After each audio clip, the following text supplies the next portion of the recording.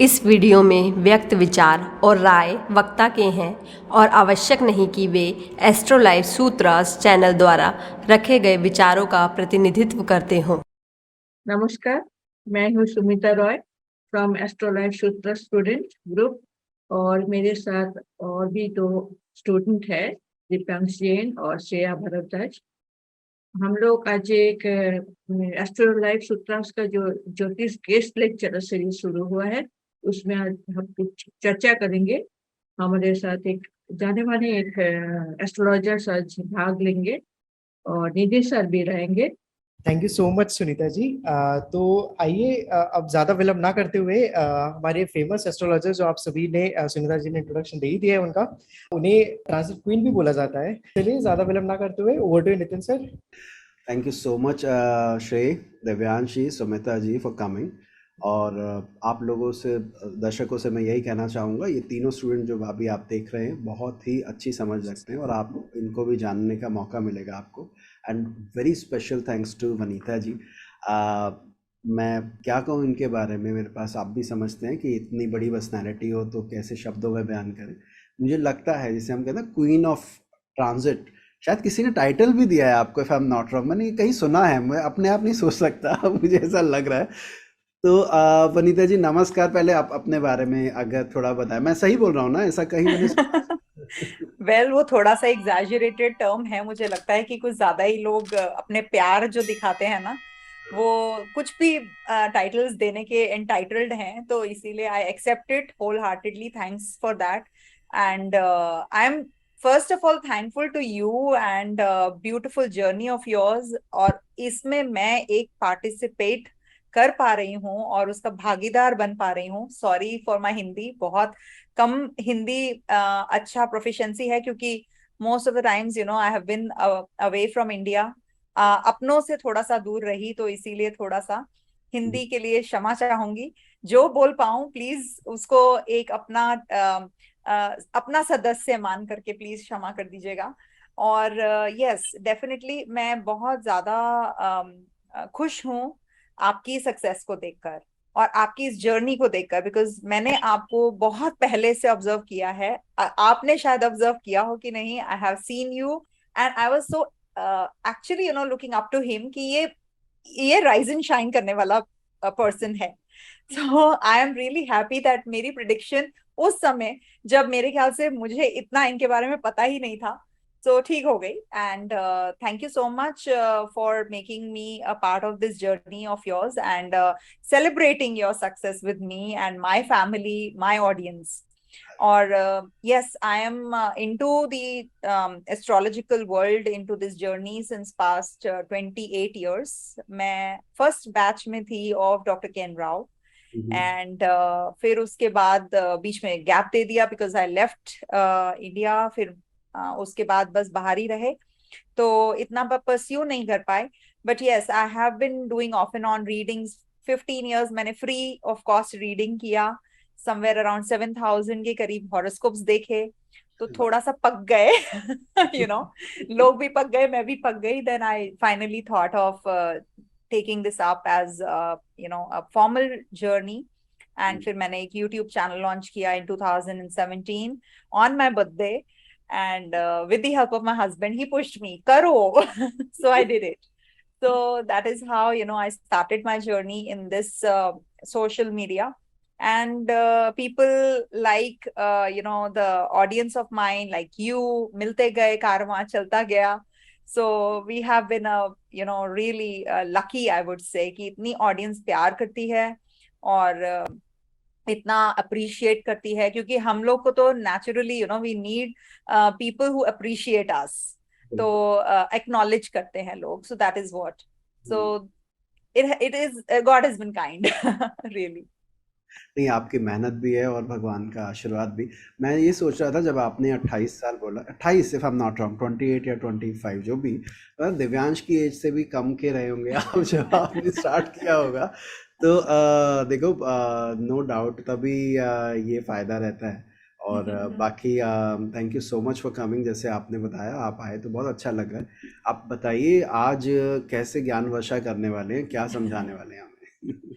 जो थोड़ी बहुत नॉलेज है उसी में से एक छोटा सा पार्ट रेट्रोग्रेड के ऊपर। Retrograde is a vast subject, दो मैं उसको जस्टिफाई तो नहीं कर पाऊंगी, but yes definitely I will try my bit, क्योंकि सबने इतना सुना है रेट्रोग्रेड प्लैनेट्स के बारे में और अपने अपने व्यूज हैं। तो मेरा एक छोटा सा प्रेजेंटेशन होगा which is in English language, but I will B translating it in Hindi also simultaneously. मैं बताने की कोशिश जरूर करूंगी आपकी ऑडियंस को, मेरी ऑडियंस को। मेरी ऑडियंस ने तो कभी मेरे को हिंदी बोलते सुना नहीं, they will be shocked as well. तो अच्छा है, you know, they keep requesting कि हिंदी में बात करिए ना मैम। आई से कि मैं हिंदी को अपमानित नहीं करना चाहती हूँ, बिकॉज यू नो एक इतनी स्वीट लैंग्वेज है, हमारी मातृभाषा है, और मैं इतना ज्यादा शर्मिंदा महसूस करती हूँ एट टाइम्स दैट मैं अपनी लैंग्वेज को ठीक से नहीं बोल पाऊंगी, तो I don't want to use that sorry, बीच में रोक रहा हूं वनीता जी। अगर आप ये नहीं बताते तो मुझे नहीं जी। लगता कि दिव्यांश, श्रेय या सुमिता जी हमें कोई डाउट भी होता कि हिंदी में कुछ कमी है। तो मेरी भी यही आदत है, पता है, आप जैसे वनीता जी कहे बैंगलोर वगैरह सेशन देना होता है, तो मैं जी। स्टार्ट ऐसे करता हूँ कि I am not a very affluent speaker of this language but still I will try my best. लेकिन राइट। ठीक है, अब दूसरा वाला कहता है ठीक है नहीं आप अच्छा बोले, वो बात अलग है, लेकिन आपकी बहुत अच्छी है। क्षमा, भागीदारी, इतने सारे वर्ड, तो हैवी हैवी वर्ड आपने बोल दिए, उसके बाद आप ऐसे कह रहे नहीं, एक्चुअली जो कम जानते हैं ना वो ही ये सब यूज कर सकते हैं, जो आई थिंक जो फ्लुएंट होंगे तो वो तो पता नहीं क्या क्या यूज करेंगे, but yes I will try my best. बहुत बढ़िया, बहुत बढ़िया। So to start with, I will share something that I've made for you. I hope it is visible. So this is for you, Nitin ji. Congratulations on the success. And I would also like to hear your success story, and my audience would also like to hear your success story in the due course. कभी भी हम आपको invite करेंगे, आप आइए और हमारे सारी audience को भी enlighten करिए. So let's start with the retrogression. So here we go.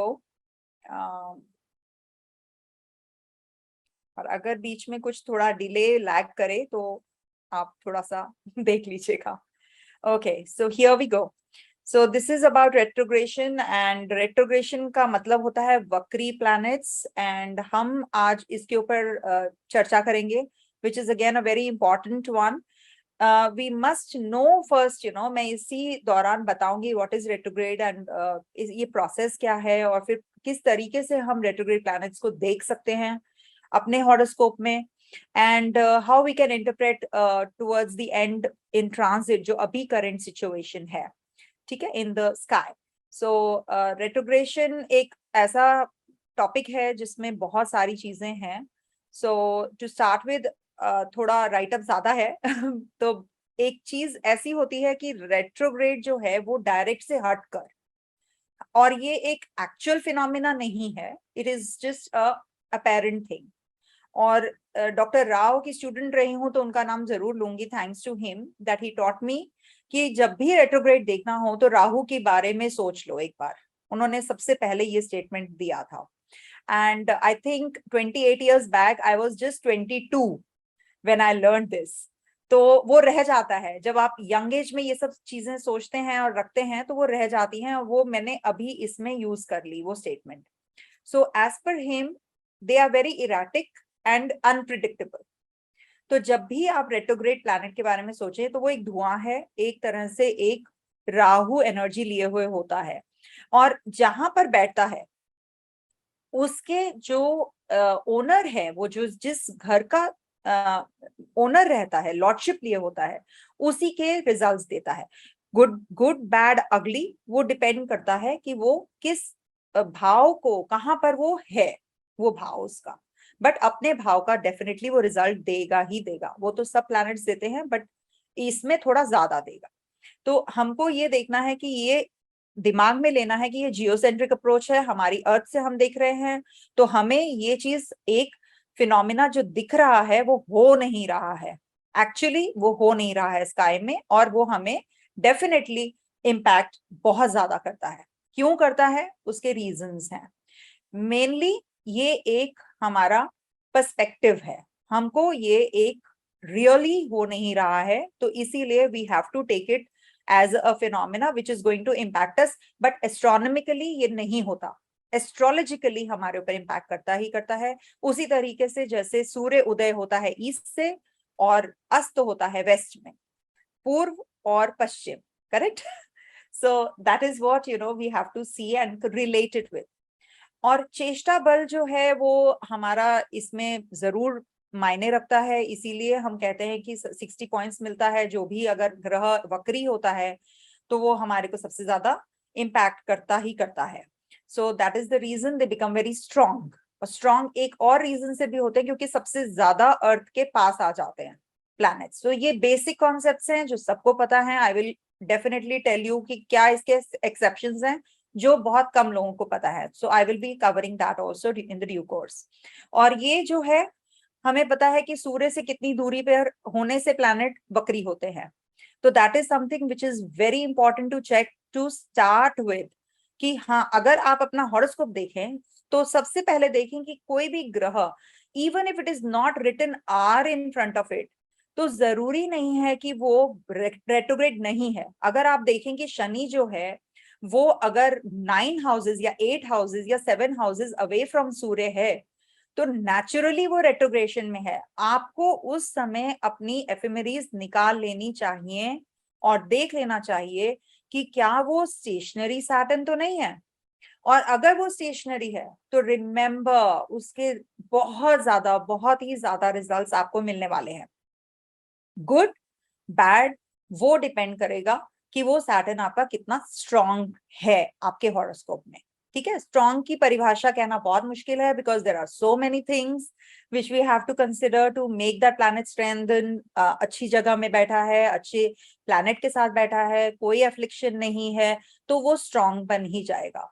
तो और फ्रेंडली ग्रह है कि नहीं, that is also very essential to see. अब यह है कि हमें पता है कि बाहर वाले ग्रह जो होते हैं वो मार्स, जुपिटर और सैटर्न है, दे आर द एक्सटीरियर ग्रहस, और इंटीरियर ग्रहस हमारे होते हैं मर्क्यूरी और वीनस। अब कंबस्शन का प्रोसेस जो है वो कॉमन रह जाता है। 18 मंथ्स में वीनस होगा, 3 times in a year mercury होगा, जुपिटर हर साल होता है, सैटर्न हर साल होता है, मार्स 2 साल के अंदर एक बार हो ही जाता है, इस साल भी होगा। तो these are very important phenomenas in transit also. Time to time ये हमें इम्पैक्ट करेंगे। और कब इम्पैक्ट करेंगे ज्यादा, अगर आप लिए हुए हैं सैटर्न और Jupiter in your horoscope also retrogression. So that is all. और एक और चीज बहुत इंपॉर्टेंट इसलिए है कि कई दफा होता क्या है कि वीनस और मर्क्यूरी रेट्रोग्रेशन के साथ साथ कंबस्शन भी लिए होते हैं, वो अस्त भी हो जाते हैं क्योंकि वो सूर्य के नजदीक पहुंच जाते हैं। तो हमको उस प्रोसेस को, कंबस्शन को छोड़ते हुए रेट्रोग्रेशन को पहले अहमियत देनी है। We have to pay attention to the retrogression and ignore the combustion। क्योंकि क्या होता है कि लोग बोलेंगे कि कंबस्ट हो गया तो अब हमारे को कंबस्शन का रिजल्ट ज्यादा मिलेगा। नो, हमेशा रेट्रोग्रेशन प्रोसेस, बिकॉज उसको सबसे अधिक चेष्टा बल मिला हुआ है, so that becomes the most important one. और एक और है कि जब भी प्लैनेट हमारा स्टैग्नेंट होगा, दैट मीन्स जब वो रेट्रोग्रेड होने से पहले रुकेगा और जब डायरेक्ट होने से पहले रुकेगा, तो वो सबसे ज्यादा अपने रिजल्ट्स लिए हुए होता है। और कहाँ के रिजल्ट्स लेगा? सपोज सैटर्न कारक तत्व किसका है? 10th हाउस का। सो 10th हाउस फ्रॉम सैटर्न, तब सबसे ज्यादा वो उसके रिजल्ट्स देगा। और एक और है, सपोज जुपिटर है तो 9th हाउस, मर्क्यूरी है तो 3rd हाउस, और मार्स है तो 4th हाउस। तो ये सब बहुत जरूरी है to check. Now coming to the next one. अच्छा, अब इसमें बहुत सारे पॉइंट्स हैं कि हमने बहुत सुना है कि जब प्लैनेट रेट्रोग्रेड हो गया और एक्सॉल्ट होगा कि नहीं, अगर वो नीच का है तो वो means it becomes exalted, and the vice versa. अगर डेबिलिटेशन में रेट्रोग्रेड हुआ तो एक्सॉल्ट हो जाएगा। तो ये हमने मंत्रेश्वर फल दीपिका में ये सुना ही है। और एक और मैंने जनरली हम लोग पराशर में जो देखते हैं कि वो पहले भाव का भी रिजल्ट देता है जब रेट्रोग्रेड होता है, so which is again very important. अब एक और हमने जो जनरली देखा गया है, संकेत निधि राम दयालु जी की एक किताब है, उसमें बोला गया है, लोमेश संहिता है, उसमें बोला गया है कि जब प्लैनेट रेट्रोग्रेड होता है तो जहां भी बैठता है वहां का रिजल्ट नहीं देता, वो देता है अपने से कारक ग्रह का, जो जिस घर का वो कारक है। तो सिर्फ सैटर्न एक घर का कारक नहीं है। When it comes to 8th house, आयु। तो वो आयु के लिए किस तरह से रिजल्ट दे रहा है, क्या वो आयु बढ़ा रहा है या कम दे रहा है। 8th हाउस में ही बैठ गया तो फिर डेफिनेटली रेट्रोग्रेड प्लैनेट इतना अच्छा रिजल्ट नहीं देता as compare to direct planet. तो ये बहुत जरूरी है। और अगर मर्क्यूरी अपने से 4th house, mercury 4th house का भी रिजल्ट देता है, यस, बिकॉज एजुकेशन से रिलेटेड हम देखते हैं तो 4th हाउस का रिजल्ट देगा। जुपिटर हमारे को 1st हाउस का भी दे सकता है, हमको 4th हाउस का भी दे सकता है, 2nd हाउस का भी देता है, परिवार का सुख। तो हमें वो सब इंक्लूड करते हुए ये हमें डिसाइड करना है कि वो क्या दे रहा है, क्या रिजल्ट दे रहा है।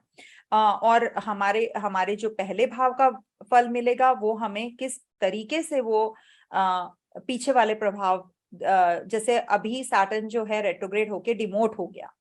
पिछले साल जुपिटर की ये अवस्था थी, 3 सालों से जुपिटर की अवस्था चली रही है, दैट वो पहले वाले साइन में वापस आ जाता है। तो वो जो है ना, वो फिनोमिना अच्छा नहीं माना जाता, because whenever any planet is giving the result of the previous house which it has already covered, उसका span complete कर चुका है, and then again वो वहां पर जा रहा है, तो वो that is not actually a very good position for it, क्योंकि वो वहां पर अपना रिजल्ट देने के लायक ही नहीं है, बिकॉज वो हो चुका है वहां पर, अपना रिजल्ट देके फिर वापस आ चुका है। So it is complete. तो हमें ये चीज बहुत जरूरी है। I have seen in many charts where Saturn जो है वो रेट्रोग्रेड होके डिमोट हो चुका है and people have ignored it, completely ignored it. वो अब कैप्रिकॉन का ही, अभी जो बच्चे पैदा होंगे वो कैप्रिकॉन का रिजल्ट ले रहे हैं कि नहीं 25 डिग्रीज पे सैटर्न है तो कैप्रिकॉन में ही रहा होगा। नो, हमको ये नहीं पता है कि वो होके आ चुका है पहले साइन में। तो इसीलिए ये बहुत जरूरी है for all the students of astrology, enthusiast of astrology, to know the ephemeris well. Go back and check the condition of all the planets which are retrograde before deciding. जब तक आप देखेंगे नहीं तब तक आपको पता नहीं चलेगा कि वो रिजल्ट कैसा मिलेगा. So that is something which is very important again. Now coming to the next one. अच्छा, अब एक प्लैनेट जो है एक रेट्रोग्रेड है और एक डायरेक्ट है, ठीक है। वही प्लैनेट जब डायरेक्ट था तो वो हमारा जैसे हो गया एक सोसाइटी में हम मूव अराउंड कर रहे हैं, और जब रेट्रोग्रेड हुआ तो यानी कि वो अपने फैमिली में आ गया, इंट्रोवर्ट हो गया। इस तरीके से भी आप इस कॉन्सेप्ट को समझ सकते हैं कि अगर आप इंटरैक्ट कर रहे हैं अपने सोसाइटी से तो that means you have that energy to take into account how you react with people, the world, the society on the whole.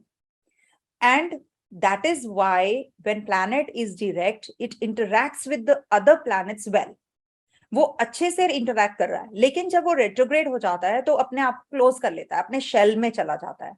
इसीलिए उसको people keep saying internalise internalise. ये बहुत बड़ी टर्म एक यूज होती है बट उसका एक्चुअल मीनिंग किसी को नहीं पता है.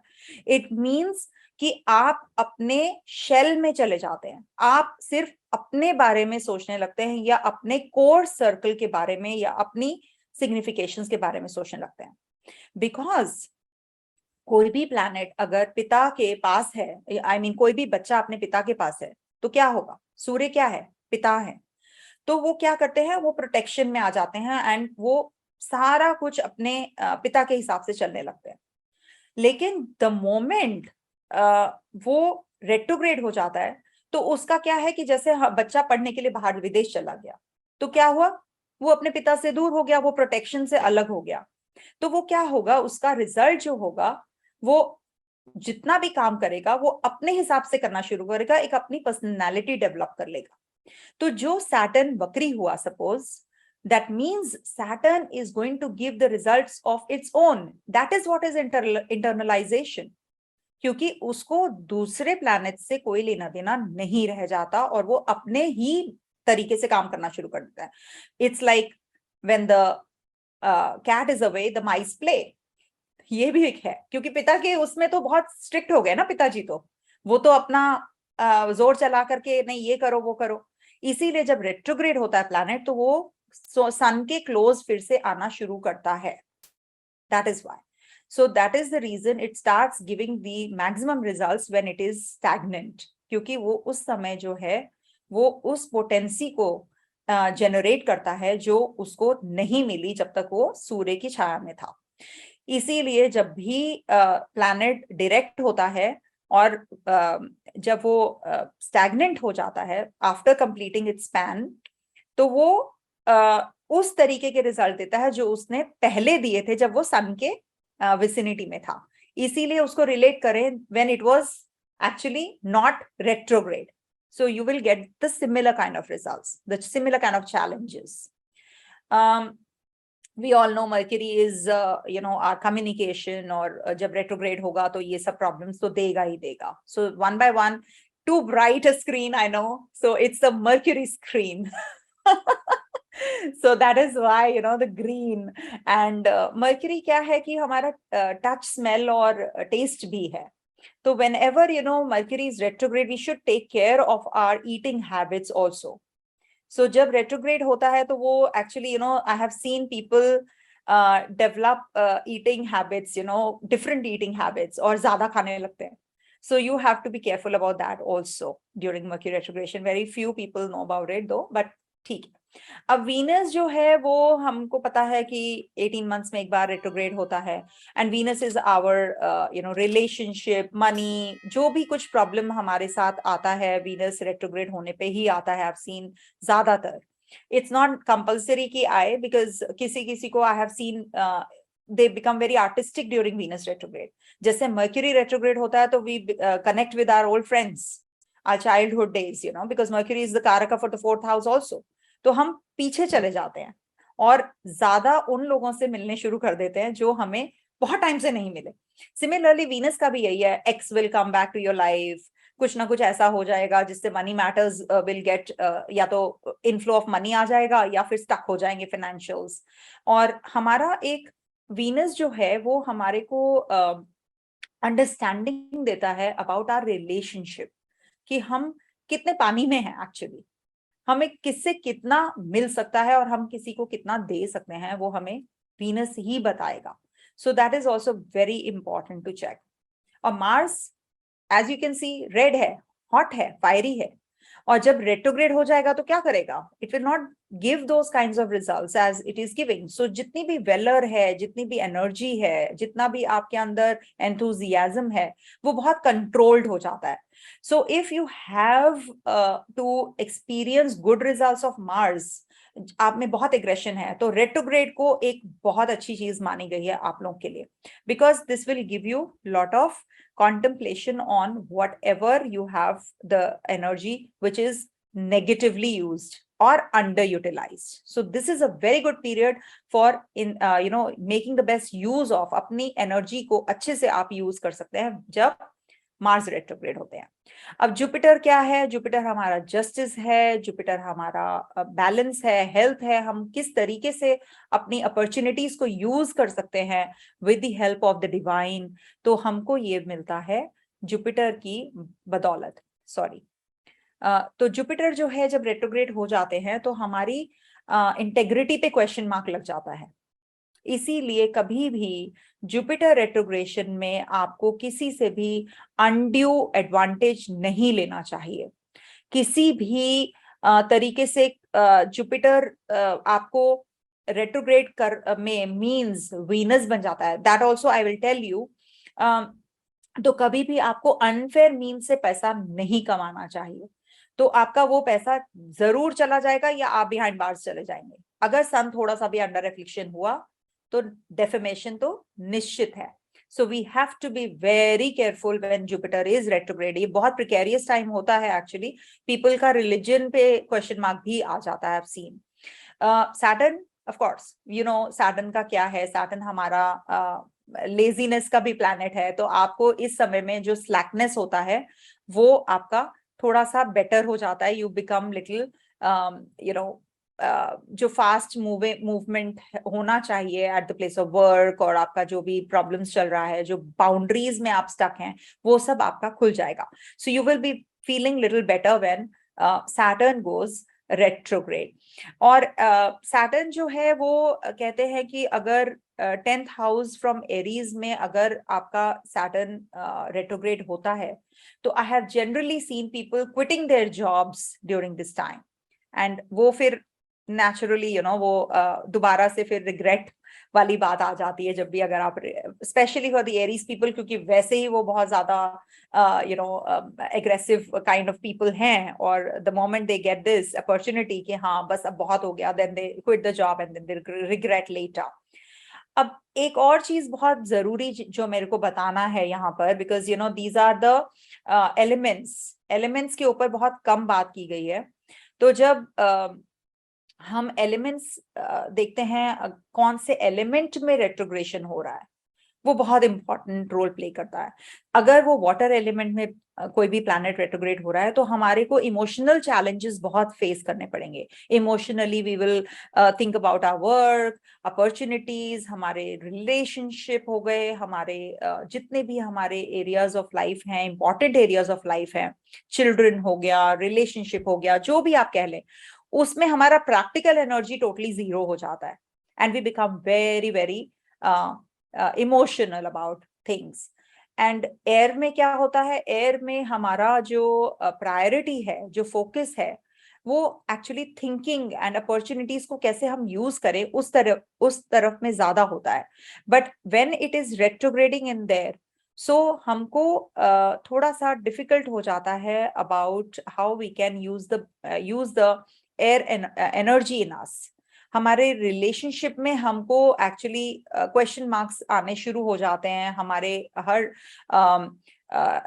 How we manage the other spheres of life in a because airy people I have seen, airy signs are the ones who are very creative also.